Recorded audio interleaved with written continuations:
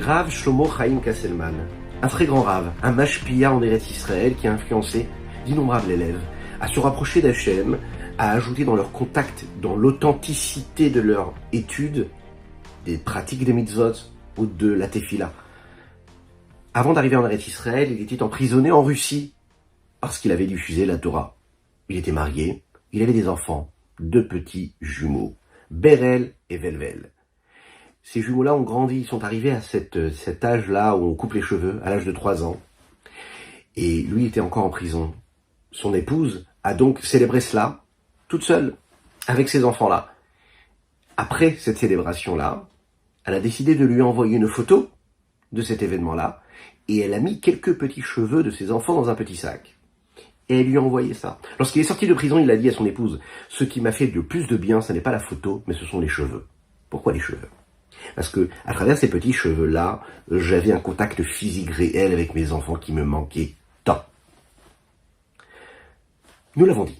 Lorsqu'on accomplit la Torah et les mitzvot, Akadosh Baruch Hu nous enlace. Vimino techabekini. Lorsqu'un juif fait une mitzvah, Dieu l'enlace. Imaginez un roi. Un roi qui enlace une personne. Est-ce que là, ça changerait si cet homme-là est enlacé en hiver ou en été? Parfois, le roi va porter plusieurs vêtements. Parfois, il en porte quelques-uns. Parfois, Dieu nous enlace de plusieurs couches, et parfois de quelques couches. Les mitzvot que nous accomplissons, c'est cet enlacement-là du roi, d'Akadosh Baruch Hu, de Dieu. Prenons les mitzvot tels que la souka, le talit, les tzitzit. Lorsqu'un homme est sous la souka, le Zohar nous dit « Vimino techabekini ». Il y a la droite d'Akadosh Baruch Hu, la bonté de Dieu qui l'enlace. Il n'a rien fait, il est juste dans la souka. Le fait d'être dans la souka, c'est déjà être entouré des 2 côtés, là, vous savez, au moins un côté droit, un côté gauche, et encore un petit côté encore qui soit ouvert vers l'extérieur, mais c'est déjà être sous cette bonté céleste. Pourtant, on le sait, on en est conscient puisque c'est le Zohar qui nous le dit, mais quand on ouvre les yeux, on ne voit pas cette lumière de Dieu a priori. Lorsque l'on va mettre les talit, le Zohar nous dit qu'on est complètement entouré de quoi ? Du makif. Akadosh Baruch Hu, de sa grâce, il nous entoure complètement lorsqu'on met les tzitzit. Il y a la lumière de Dieu qui nous entoure de tous les côtés. Pourtant, lorsqu'on ouvre les yeux, on ne voit pas cette lumière. Mais on nous le dit, il y a la présence de Dieu. Alors il faut y croire. Maintenant, ce talit-là, il est fait de quoi ?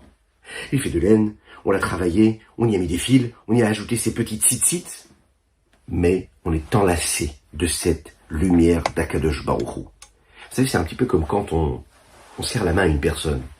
Eh bien, lorsque 2 mains se serrent, il y a quoi ? Il y a 3 éléments qui se serrent ici. Il y a le poignet, il y a le paume de la main, et puis il y a cette main-là qui se serre et qui enlace l'autre. On n'y pense pas.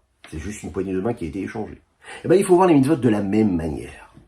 Lorsqu'une femme allume les bougies de Shabbat, et qu'elle met ses mains devant ses yeux, qu'elle ferme les yeux, qu'elle fait toutes les prières qu'elle va faire à ce moment-là, on sent, c'est palpable, il y a une sainteté, il y a une lumière de Dieu qui est présente. Et pourtant, lorsque l'on ouvre les yeux, il y a quoi ? Il y a des bougies, il y a un petit peu d'huile, il y a une mèche, une flamme. Mais la lumière, on ne l'aperçoit pas. Alors comment est-ce qu'on peut dire qu'une mitzvah physique, matérielle, concrète, elle est considérée comme cet enlacement-là de Dieu ? Comment ?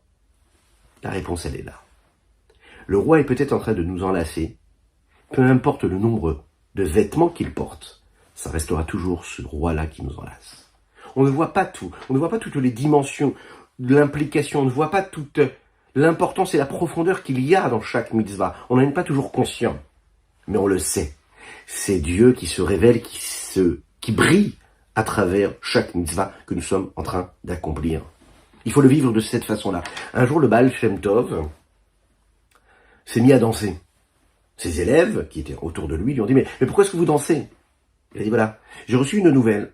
On m'a dit que j'avais perdu, là, a priori, une part de mon monde futur, une part de mon Gan Eden. Ah, pourquoi est-ce que vous dansez ? Pourquoi est-ce que vous chantez ?» Il dit « Voilà, un homme, toute sa vie, peut faire des mitzvot en étant persuadé qu'il le fait pour recevoir une récompense. Moi, maintenant, je suis persuadé que tout ce que je fais, je ne le fais pas pour la récompense. Je le fais parce que Dieu me l'a demandé. Parce que Dieu me l'a demandé.